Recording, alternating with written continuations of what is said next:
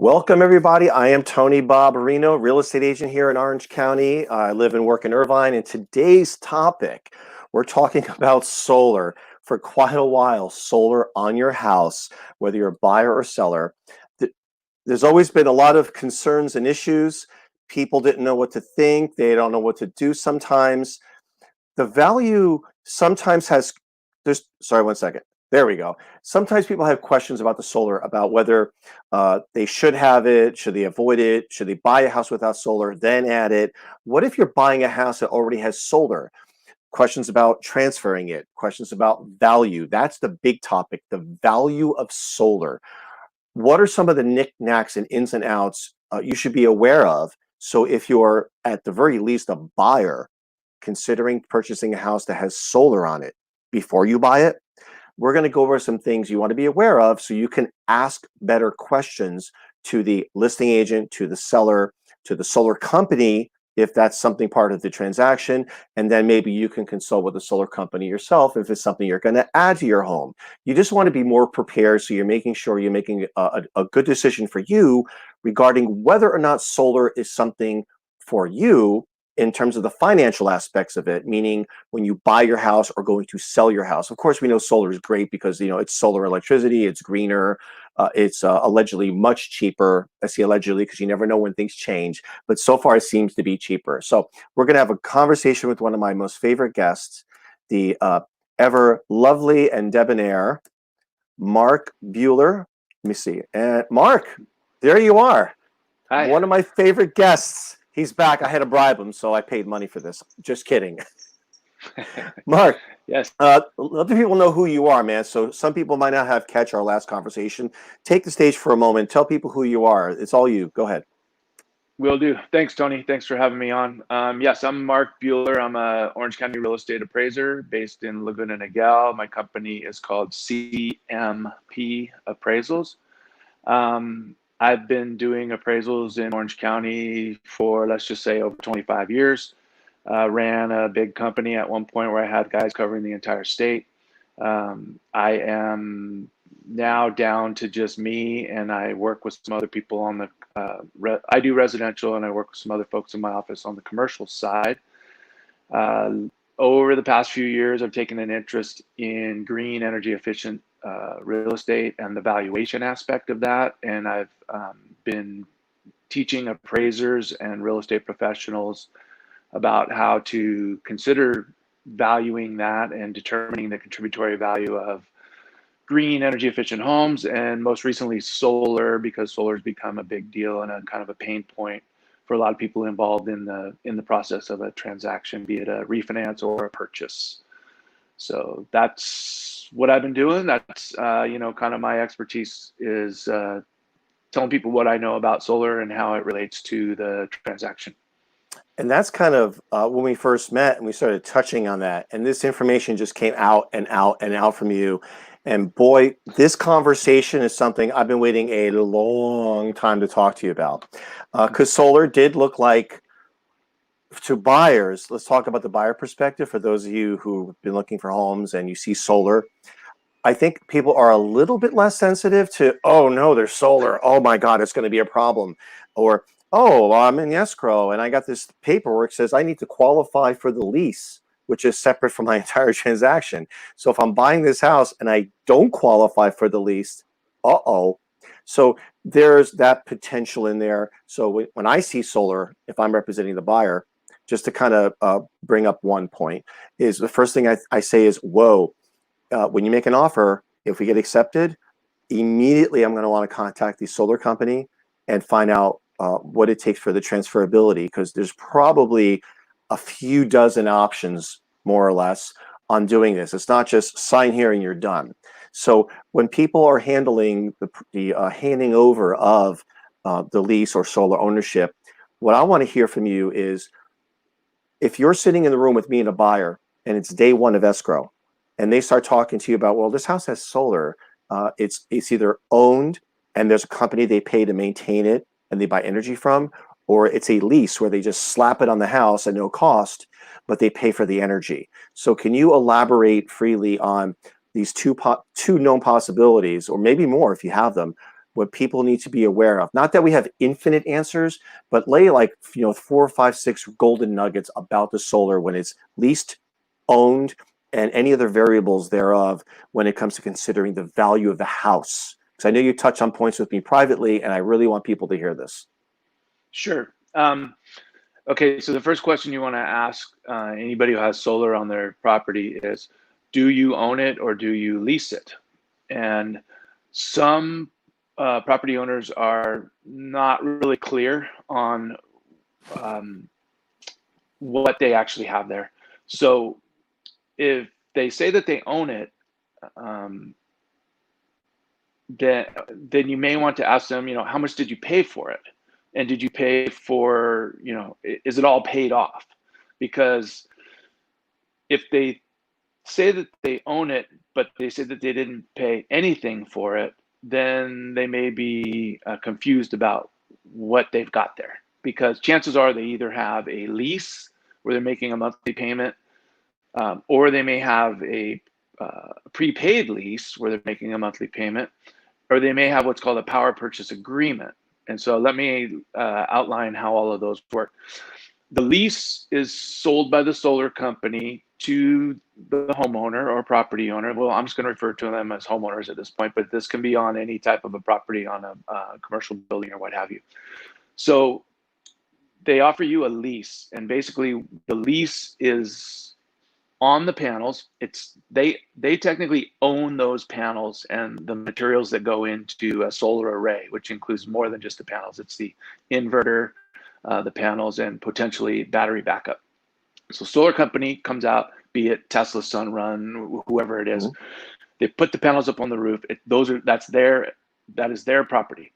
You pay them a monthly lease amount for the electricity that's produced by those panels. That's option one. So the homeowner technically does not own that property that's typically up on top of their roof. It's called TPOT, third party owned, is what I call that.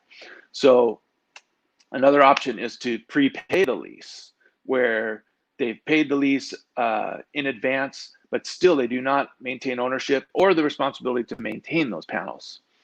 So we've got those two options: prepaid, leased, and then as far as power purchase agreement, what they've done there is that's another way where it's also third party owned. And what the solar company will do is look at your bills and say, oh, okay, you've been paying $200 a month. We will put the panels on top of your roof and you pay us $120 a month. How's that sound? And so they will do that and put that up there, and you don't own that. So those are three ways of being third party owned. Now here's a twist on the owned part. If you buy panels and you finance them, because now solar companies are offering financing. They have a finance arm, sort of like new construction sales offices might have their finance arm. So you're buying it almost like like the same way a car, right? When you buy a car, you own it, but you don't really own it until you pay it off. Is that the similar? True. Yeah. Right. And all these leases are written differently. So you have to be very careful about what you're getting into. If you take a listing that has a leased solar or one of these types of arrangements, that paperwork, and you need to dig down deep into it, because sometimes those leases are somewhat predatory and they're not written in an equitable manner, where the unsuspecting person who's leasing them is sort of hoodwinked into a really bad deal. They may pay $120 a month, and at the end of the term owe $25,000, and then they may become their panels, or they may go, the ownership may stay with the leasing company and they have the right to come and remove them. Although I highlight that they would remove a 20 or 25-year-old panel from your roof. But it is similar to leasing a car, as if like, I can't sell you a car that I leased because it's not really mine until I pay off that residual at the end. But not all solar leases are written up that way, where at the end there's a payment, or at the end of paying all the lease, those are your panels. But when it comes to owned solar, if they bought it and they paid cash outright, great. That's the path of least resistance for a realtor or anybody involved in this process. If they got a loan on it through one of the solar loan companies, there becomes a twist that has to be researched, and that is, did the loan company file a UCC filing, which is a personal property lien, on those panels? And if the answer is yes, there is a UCC filed with the California Secretary of State and typically found in the preliminary title work. At that point, they're still considered third-party owned until that lien is removed. And the only way that lien is going to be removed is if the panels are paid off. Right. So generally what happens in a purchase transaction where there's solar panels on the roof, and it falls under one of those situations where it's not owned outright, the seller is typically the one who bears the burden of paying off any lease, power purchase agreement, or solar loan in order to facilitate the transaction. The only other option is for the agent who's listing the home to sell not only the house, but to sell the solar loan, lease, or power purchase agreement, which Yep. makes it a marketability problem for the realtor. I had a listing in Orange County, and she had solar on it for a long time. It was if I remember correctly, it was a 25-year policy. This is in the somewhat earlier stages of solar. Now I think there might be 15 and 20 year, but she had 25. And we had a buyer. It was a fair price. It looked like everything's gonna be fine. And then we got the, I don't want that lease solar on the roof. Take it off. Whoops. We're talking well over $1 million deal here. So I again read all the paperwork the solar company sent us. They sent the listing agent, they sent to us. And of course, I was trying to be proactive, and I was. And I said, well, hey, could the seller give the solar company permission that we can talk freely to them? Because, there's personal information there. Well, we had it all anyway in the contract. So got the okay. And I'll take a really long story short. There was an application that the seller, who plenty of money, plenty of credit, but he didn't want to lease. He didn't want to have a lease. For his own reasons. Some people are like that. They just don't want it and I thought it's the lease I think is concerned about. He doesn't want some kind of lingering payment of some kind for 19 more years on the contract. Okay. So I called the solar company. I said, is there anything else in this contract, anything we can do in terms of options? She said, well, there is one no one talked about. Prepay the energy. Prepay. She says, yeah, if your current owner would prepay at a volume discount energy on the remainder of the 19 years, we'll give her a great deal. And the person buying the house, in this case, would have zero payment. Free energy.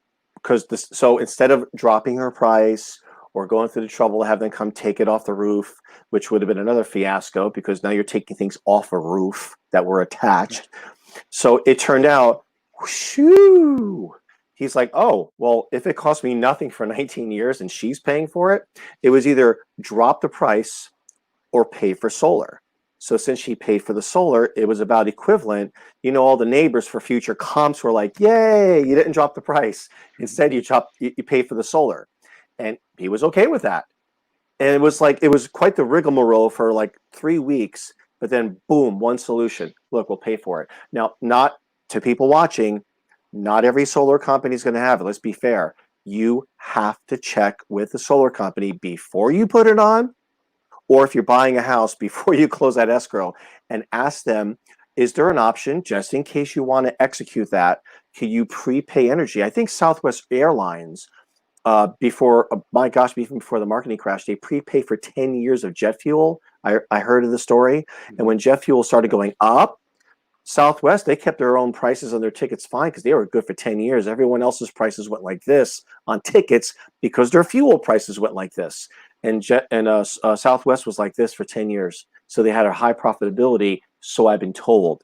So in this case, that could be a potential plan and a negotiation to make it attractive for everybody.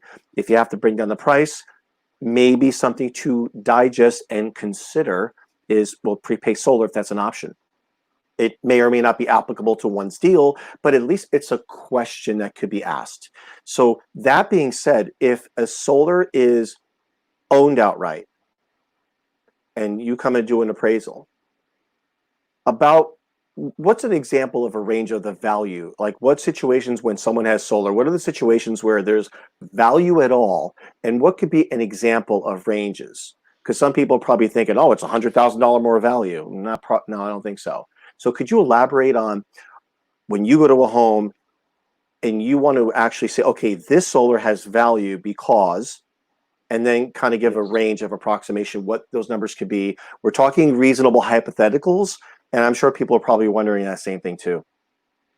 Well, I'm sure a lot of people have heard, and from solar salespeople, if you put solar on your house, it's going to add X amount of dollars, $25,000. Yep. It seems to be And they something that still do I've heard. that. They still say that. And it might, it just depends. So, um, in a lending situation, when we're talking about purchases and refinances that are going to go through the GSEs and be eligible for secondary market purchase through, Fannie and Freddie, they have their guidelines as to when an appraiser is even to consider giving the solar array any value at all, and that Hmm. would fall under when it's owned outright, is one, and when it's owned solar loan, but there has not been a UCC filed. Those are the two instances. So when I teach appraisers how to deal with solar, so the first question you want to ask the homeowner up and see the solar is, do you own it or lease it? And when they say they lease it, then the appraiser is relinquished from any responsibility to even consider giving it any contributory value. But when they do say own, and we owned it, we just bought it, we paid, it's ours. Now we have to start to think about how does an appraiser value that? And there's no one like answer as to what is solar worth, because what I teach is the value of solar has to do with it's directly correlated to the amount of electricity savings that you see on your bill. So appraisers are nerdy, and we need to work with to support our conclusion. We have to have some sort of support for what we're doing. So typically an appraiser would go to the comparable approach. And in a perfect world, you would find the same house as you're selling that that did not have solar, and the one that selling with solar, and just extract out the difference. If one sold for the 525,000 had solar on the roof, and all things being without the solar 500,000, then they would extract out $25,000. That's one way, but it's very difficult because we don't have that of data, and we don't have those types of sales to go off of. Most people that put solar on their homes don't sell them anytime. It's not a good investment if you put it on your house and then sell it right away. It takes time to return on that investment, and which people would ask me that too. What's the return on investment time? It's shortening. As the price of solar comes down and the price of electricity goes up, the ROI, or return on investment, on that solar has shortened to under 10 years, in some cases closer to 7 years or so. And it depends on case by case. So I calculate the value of the solar, if I can, by using comparables. But another approach that I lean on is a discounted cash flow on determining how much electricity will that solar panel array produce based on its size, its location, and its direction facing the sun. So ideally, they're pointed to the south, and they're catching as much sunlight as they can, and they're producing X amount of kilowatt hours per day or per month. And then you can calculate that based on what your electricity company charges you. That's one method to do it. And we also take into consideration the cost, current cost, not what you paid 8 years ago when solar cost twice as much. What would it cost to replace it today, minus any depreciation based on how old those panels are. So there's three approaches to value: the cost approach, the sales comparison approach, and the income approach, which takes into consideration the energy savings is considered the income, versus on an apartment building, you would consider the rental income as the income. We use the same methodology, but we apply it towards the energy savings that those panels supply to the homeowner. So the money you don't spend on excessive electricity has value, is like how I kind of hear it, because everyone's always thinking about what generates value. How do I make this worth more? And it's going to take a little time before it's common understanding, I think, that, well, if solar winds up dropping your energy bill down, and your neighbors, let's say there's 5 model matches, and they all sold over, say, 3 years, but if their energy bill is here and yours is here, you're paying so much less for electricity, especially over time, 2, 3, 4, 5, 6, 7, 8, 9, 10 years. If you're paying that much less over many years, I could definitely appreciate that as a value. So if I'm going to buy a house with solar, I would want to see, what their electric bills are, and see if I can contact the electrical company and see if there's someone I can talk to get an idea of what an average consumption is of a house that size in that area. Because neighbors won't necessarily hand you their bill, but at least the energy company, there may be someone that can give you an idea, or even that house, they may have a record of before solar, because maybe the sellers didn't ask, or you could ask the seller, hey, could you log on or contact the company, and for 6 months before or 12 months before you had solar, could they PDF you in an email, send a PDF of what the bills were, and you can compare and contrast to the solar and have something like a hard evidence, which is not always indicative of future performances, but it's better than guessing. So having 12 months of bills, and especially now, the lady I was talking about, she had 12 months of bills. Her bill, if I remember correctly, for the electrical company for the year was $300 for the year. Yeah. And her solar took care of everything. She had everything running. So yeah, you're right too. I can support that for what it's worth coming out of my mouth, that how many solar panels, the rate of which the energy is generated, because not all technology generates electricity the same.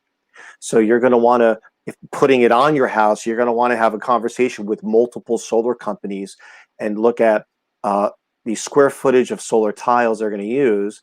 And if they're all about the same size, which ones generates the most energy per second or per minute or per hour, and what the cost is.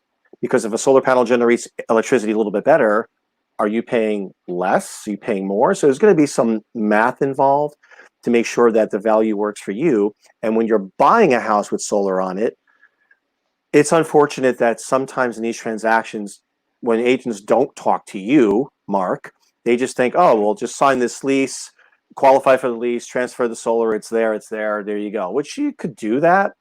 But I think when they talk to you, or maybe they listen to this video or audio, maybe there's going to be more and more agents sit up and wake up and go, you know what, I really should have conversations with these solar companies and actually read the contract. Not that you're a lawyer, it's just read it to have a better understanding so we can ask better questions.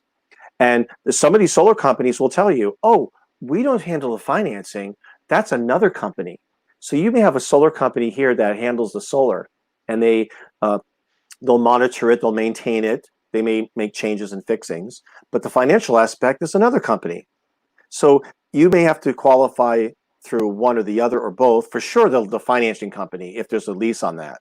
But when guys like you come in and you start appraising the house, that, to me, that makes a lot of sense. And I like to think sooner than later that's going to be very, very common. Well, once they talk to you and take your classes, I'm sure there's going to be a wake-up call, and they're going to look at model match comparables if there are, which means the same exact style house.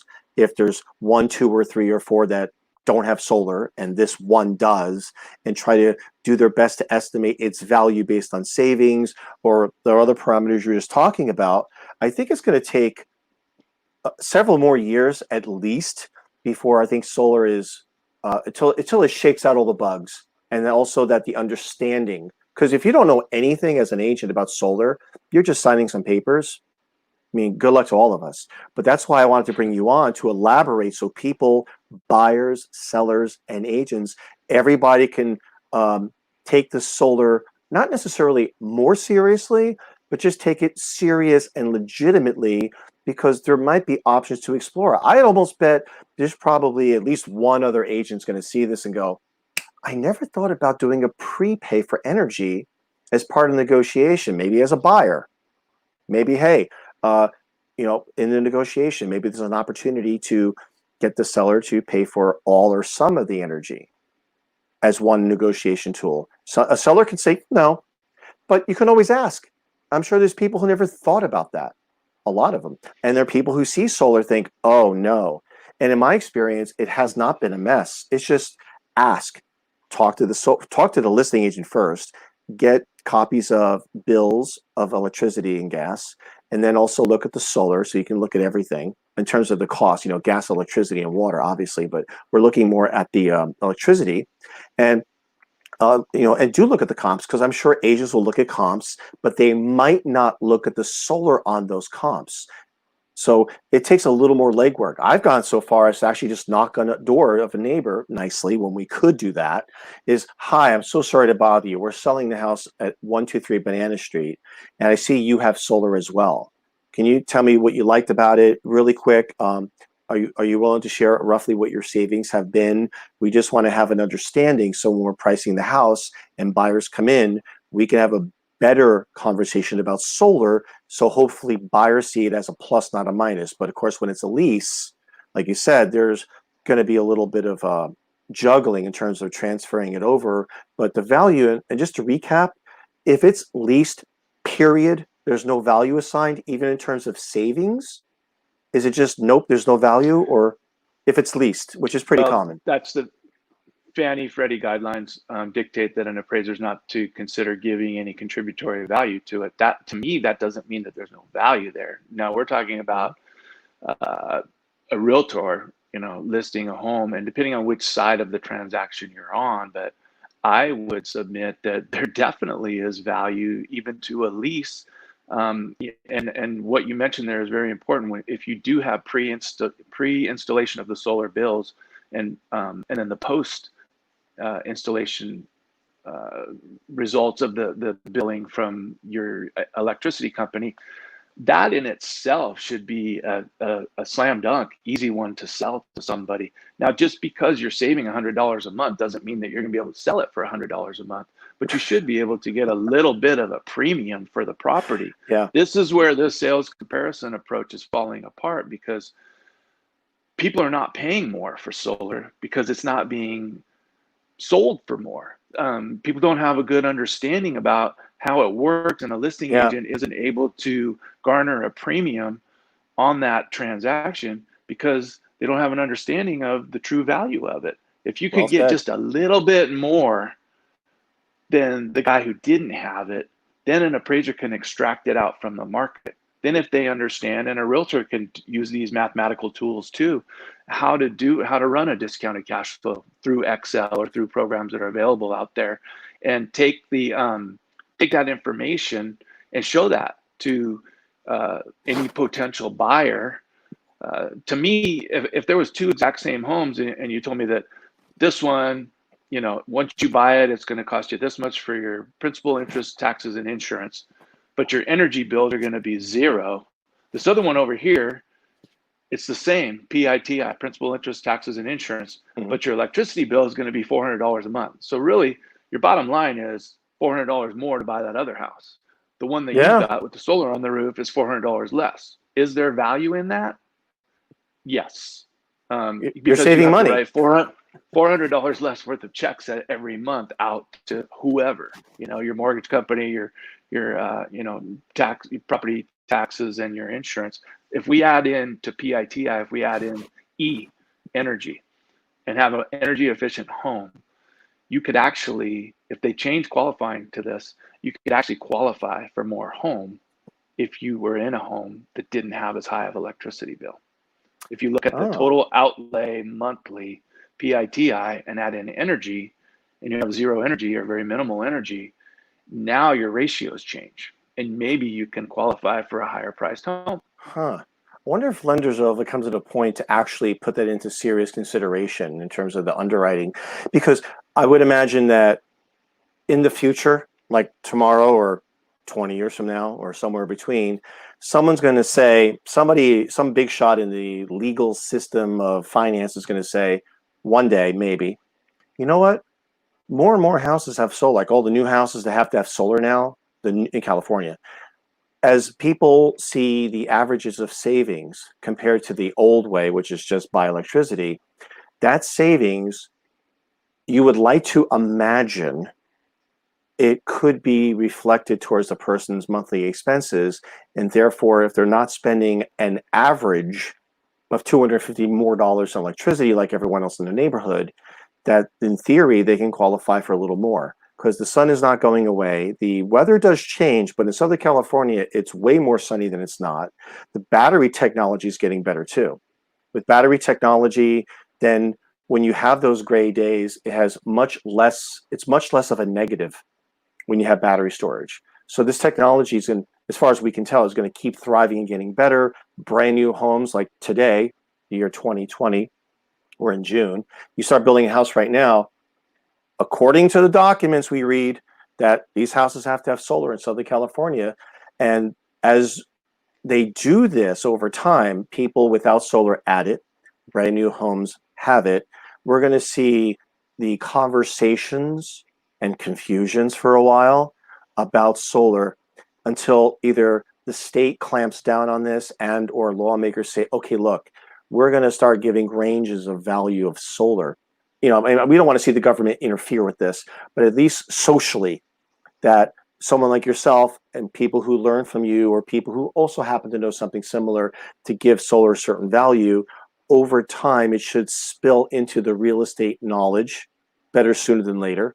Because the sooner we stay aggressive on this information, the better we can serve our clients, the better we can help our buyers, the better we can help the sellers. It's also environmentally a positive thing to have it.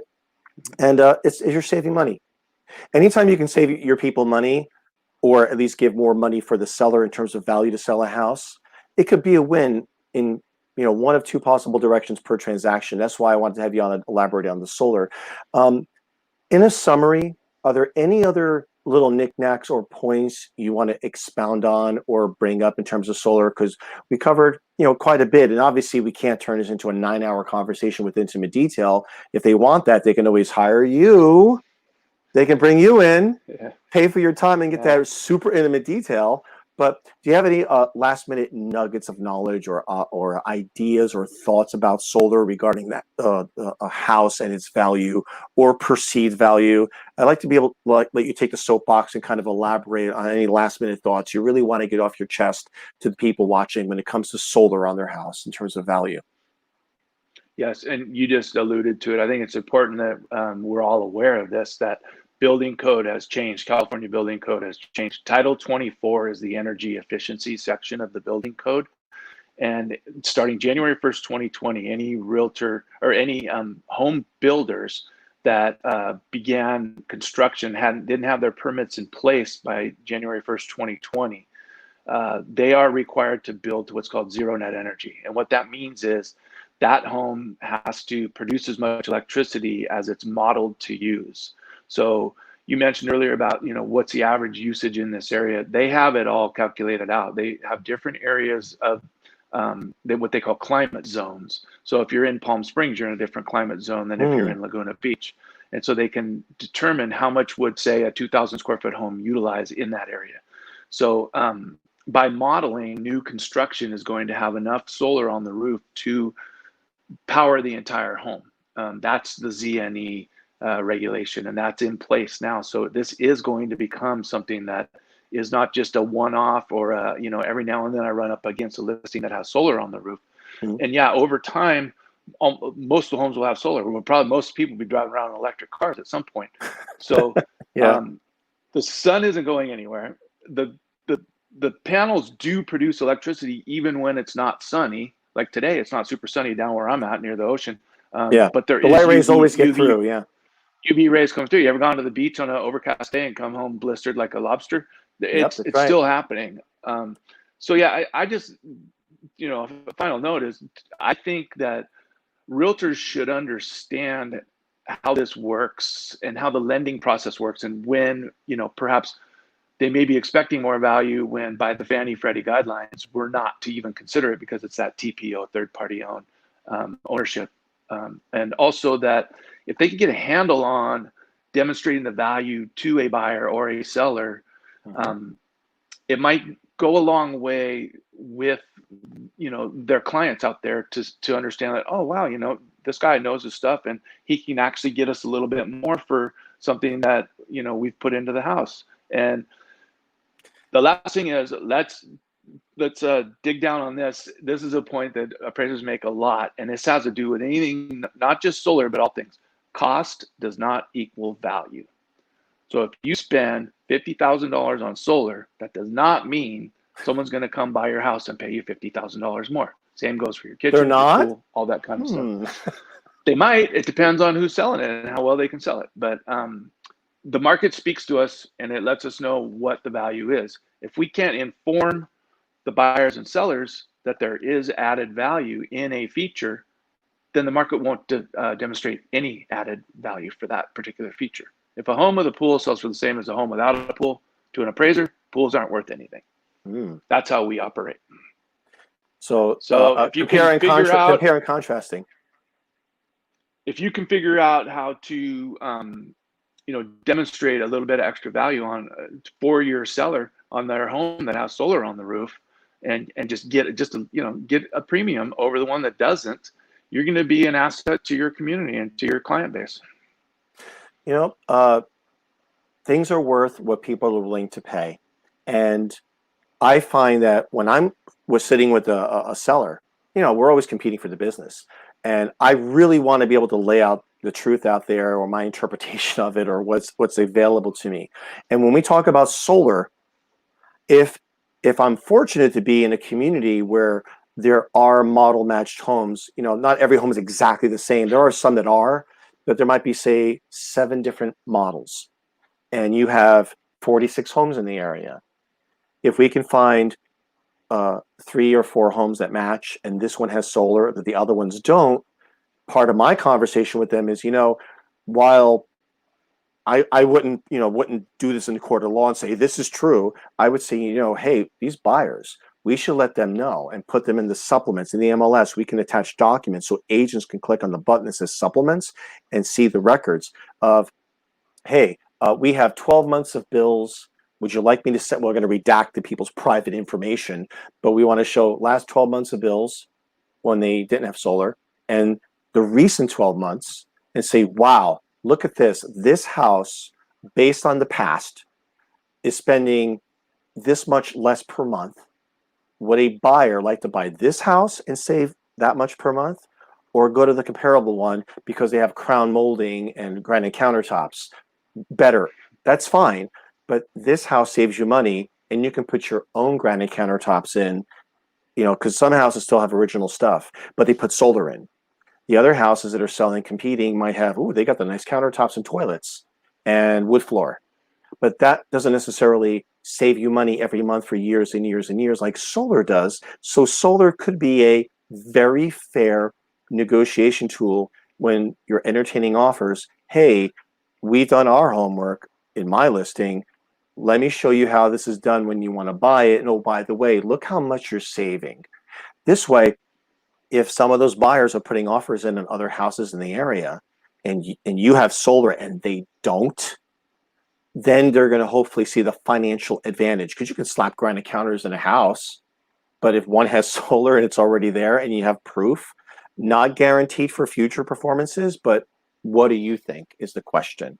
So if the other house does have solar, and a lot of them do, you can still spin that as, wow, look how much money all these homes do save on an average. So you would want to buy in this area and not way over in the other community. So there's always a way to put a positive to it, I think, with the solar. But it does come down to the first point of contact. The agent has to have a better general or better understanding.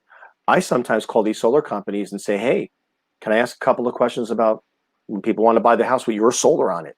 Sometimes they offer to send you the blank form, the transfer form, 1 to 6 pages on average, and you could read it. There's nothing to hide. You're not giving away free information. So when you look at those contracts, you always have to recall them again when you're actually in a transaction to make sure nothing's changed, and you don't want to pretend to know everything. But at least you can start with a conversation to make your clients, buyers and sellers, aware. Because when you don't, solar is always that thing like, okay, well, we'll just transfer it over. Just give it, to the buyer, have them sign this. it's better that everybody has an open conversation. And sometimes when agents are entrenched in this information, when we start talking to the other side, then you put yourself in a position where you're kind of almost educating them, but you don't want to do that, but you want to educate them enough to say, you should contact my client's solar company and ask questions about the variables on transferring the costs, the duration, talk about the insurance, because some solar companies will insure your roof for a while because they have the contact of the roof. And with the appraiser, if they talk to someone like you, they can hire you, and as a consultant, you can give them your direct opinion, because I'm sure every house is different. And I would think that it would be a pretty, at least a reasonable idea to hire some. I'm not, by the way, folks, I'm not pitching him like a commercial. I'm just being honest. If you're concerned about appraised value of your solar, you can always contact Mark. He's got no emotional interest. He'll tell you his best truth and his best understanding, which is a lot better than pulling stuff up on Google, I would think, because you actually teach agents and appraisers about solar, and you're just touching on the surface in this conversation, unless I miss my guess, correct? Yes. The education is the key to all of this, really. And it can get a little nebulous and into the weeds about the ownership and stuff, but basically it boils down to that bottom line that I explained earlier with the energy savings. I mean, this is a big transaction. This is a gigantic commitment. And if you can, save a little money here or there, then I would think that's an easy sell. So from the realtor's standpoint, I just think it's incumbent upon you to get a little bit of knowledge about this, and don't be afraid of it. It's not the boogeyman. It can be a good thing, and depending on which side you're on, I mean, you're going to have to soothe your buyers and let them know that this is going to be worth it, because look at the bills. And then from the seller, if you're listing the property, you want to let that seller know that, hey, I'm going to do my best to get you a little bit of a premium because of what you've done here. And you're not going to probably see a dollar for dollar return on it, but we can show them that their electricity bill is going to be decreased. And that's bottom line numbers. I mean, most people don't put solar up on their roofs because they're tree hugging hippies. They put it up there so they can save some money. Yeah. And if they can somehow keep the earth more green, that's helpful. It's a byproduct of it, but they go into it on a dollars and cents thing, and it's like, okay, after year 7, all my electricity is free. So that's one of the first questions I would ask somebody is, how long do you plan on staying in this house if you're thinking about putting solar on an existing home? Because there's going to be a time to recoup your initial investment.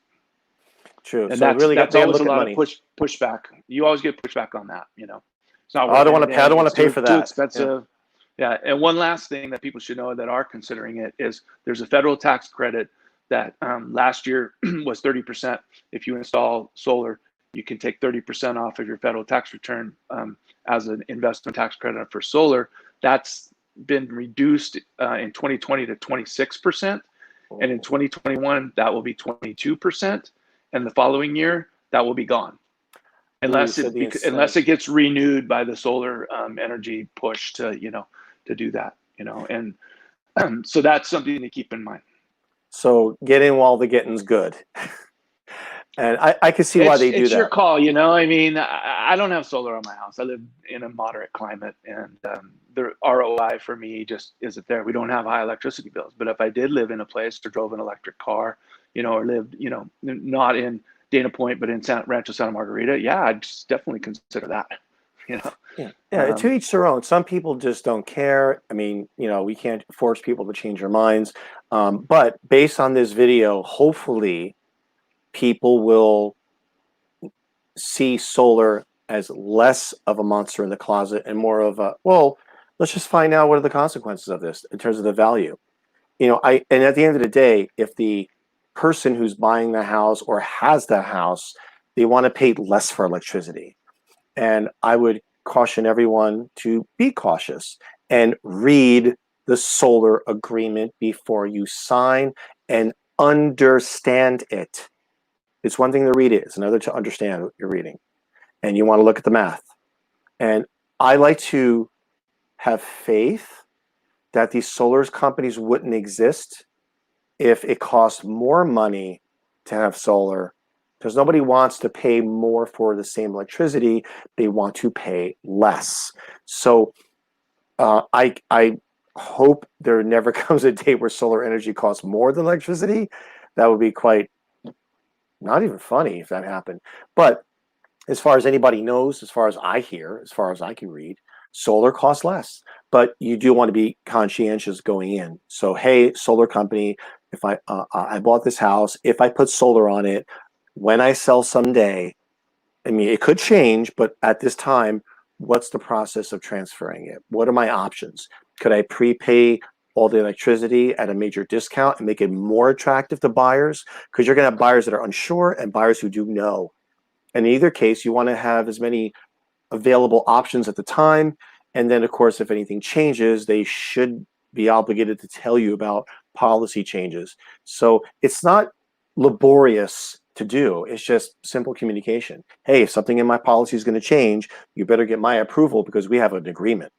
And normally normally they won't change, but usually the price, I think it's price per kilowatt hour. There's usually something baked in there that they could adjust the cost. They don't want to keep you fixed unless you prepay in a massive bulk, but not every company does that.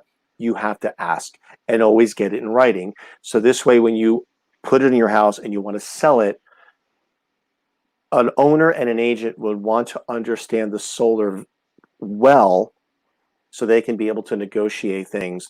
This way, the buyers can hopefully agree with clarity and appreciate the savings and the value. And then, of course, in the community, as more people put on solar and people buy those houses, I think the stigma of solar shrinks and shrinks and shrinks. And pretty soon, maybe someday, if we're still allowed to see it, solar will be just simply part of the process, which would be nice, as long as it stays cheaper than the electric company. Because I'd rather pay solar than the electric company. So, okay, Mark. Wow, man. Thank you for slapping us around a little bit about solar. Yeah, my pleasure. Yeah, and if you guys, if you really want to get some hardcore answers on a case-by-case basis, because everybody in every situation, whether it's a molecule difference or a big difference, you can always call Mark.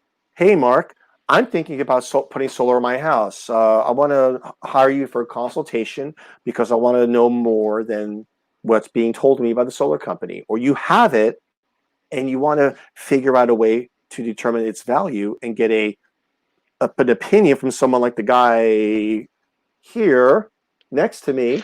You can call this person, and then after you talk to him, then you can talk to me, and we'll do what we can to make sure that we're doing the right thing. We don't want to overblow it. Hey, I have solar, so it's worth a lot more. No, no, no, no, no. You have to assume the agent on the other side of a transaction might know as much as you, so you don't want to lie.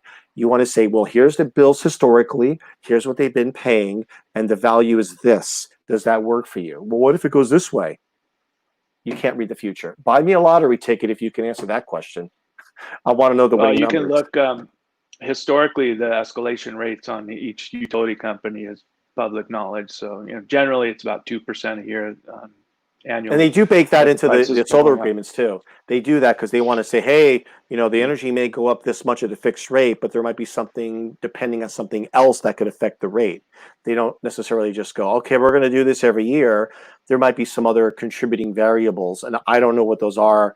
I vaguely remember seeing that, if I'm remembering it correctly. But this whole point of this conversation is hope that people will be more willing to just take action by calling, having a conversation with the solar company, getting stuff in writing and email, because honest people will send you stuff in writing. You don't want to just have a phone call conversation. You say, great, thanks for talking to me. Can you email me all that proof? Since obviously it must be real, solar company, because you're telling me. Get the documents, ask the questions. When you're buying the house, you're going to want an agent, whoever that is, to contact the listing agent. Hey, they should, if the listing agent, if I'm on the buy side, that listing agent, if they've done their work, they should already have a whole bunch of electric bills on that house, recent, and the solar, and say, sure, Tony, I have it all right here. Boom, boom. If they go, oh, well, let me ask the seller. You didn't do it already? How do you not do that? it's Yeah. part of your responsibilities as an agent is to be thorough, go deep, go wide, and that's why these apps and online disruptors have a very hard time trying to take over our business, because there's things that change, there's depth of knowledge, there's questions to ask to be more well prepared, so both sides can work out a deal, evenly and fair, so everybody can walk away as happy as possible. And solar is one of those things where that's why I wanted you on, so people can listen to you, what you have to say. And now after this conversation, I'm hoping they're going, you know what? I think I will do that as an agent and as a buyer or seller. Your number's right there on the bottom of the screen. They can call, text, email you, and you're the guy. I have answers. You have better answers. So that's why you're here. Well, everybody needs to become more better informed on this. Ultimately, the definition of market value is what a willing and informed buyer and seller agree to on a price. So, and it's a moving target. Things are happening. The state's mandated solar is part of all the new construction. And by proxy, I would assume homes are better built to a higher quality of construction, because this is the conversation for another day, but why not build a more efficient home, a more green, energy efficient home, and build it right and insulate it right, rather than slapping up a bunch of solar, which is really expensive because insulation is cheap. But to build a home that has a lower electricity bill because it's built more like a thermos than a cardboard box, and it holds the heat and the coolness in, then we're talking about builders building to a higher quality of construction. So if you buy a house in 2020, it might be better built than the home built in 2018 or 2019. So this conversation for another day about energy efficient homes. But solar, the bottom line is dollars and cents. It costs money to put it on your roof. It does save you money over time. You're gonna see it to the positive. That's not gonna change. The sun isn't going away. It's always going to be free. No one's ever going to charge you for that. The price of solar has come down. Price of electricity has gone up. So it's becoming more palatable and more attractive to a lot of people. Our job as real estate professionals is to become more aware and more informed and translate that over to buyers and sellers. And I'll leave you with this. If you can't sell the home for more, I can't appraise it for more. Right out of the mouth of a professional appraiser. Mark, how long have you been doing appraisals? I forget now, but a couple of days? Yeah, let's just say since Shep was a pup. Okay, so I would say you have some experience in this area. Okay, well, folks, Shep's been gone for a while. He has deep, dark wisdom and wit, folks. See what I got to deal with? Mark, thank you so much. Folks, if you're unsure about this, but you feel like you need to know more, just I'll say this: contact whatever appraiser you want, but you've heard Mark, so make your own decisions. Who do you feel comfortable with? Somebody who's having this conversation out publicly in the open. He's not hard to look at. He's fun to talk to. He's got his deep wisdom, and just this is one more thing one can do on buying and selling. Or even if you're not going to sell your home, at least you want to be a little more wise in your decisions, and hopefully you'll have more and better conversations about it. Mark Buehler, CMP Appraisals.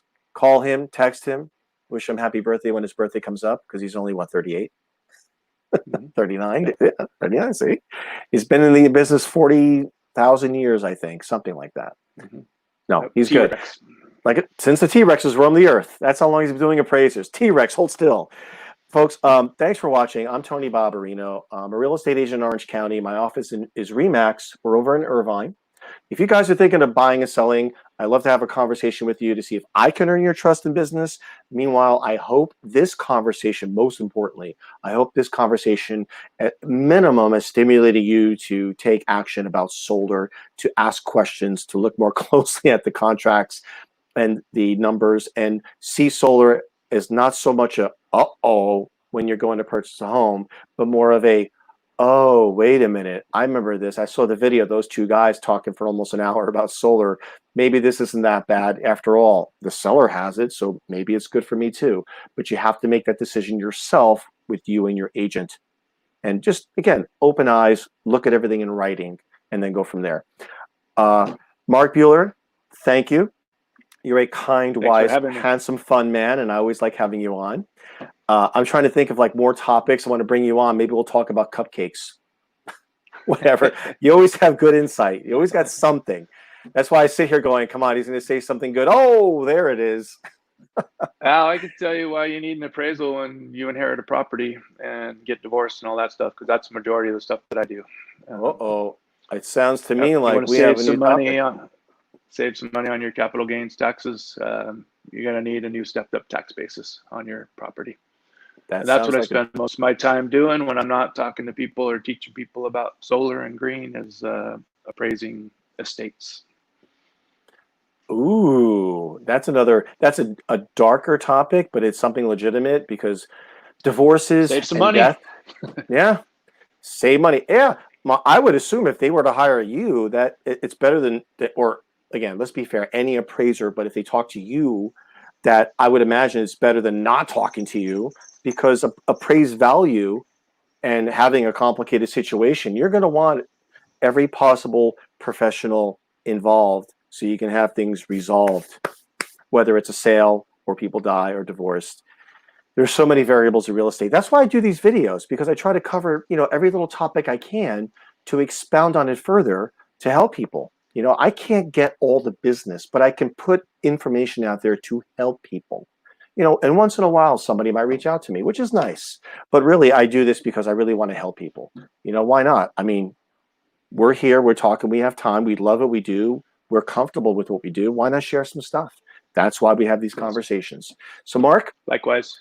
Me too, thank you. because if we can get a better handle on this, then there'll be more information out there for me to appraise those places more accurately. So Yeah. Thanks for having me on, Tony. I appreciate it. Thank you, Mark. Folks, thank you so much. We'll see you on our next videos. Please check the links below for the events page for more stuff coming up. I do update the schedule periodically. If you want to know about upcoming stuff early, you can always subscribe to the newsletter. We keep your information safe, and it only comes from me and nobody else. So thank you, Mark. Thank you, everyone, for watching, and we will see you guys on the very next video. We appreciate all of you and your time, and especially you, Mark. Thank you very much. Thanks a lot, Tony. Okay. Take care. Okay, everyone. Thank you so much. We'll see you again.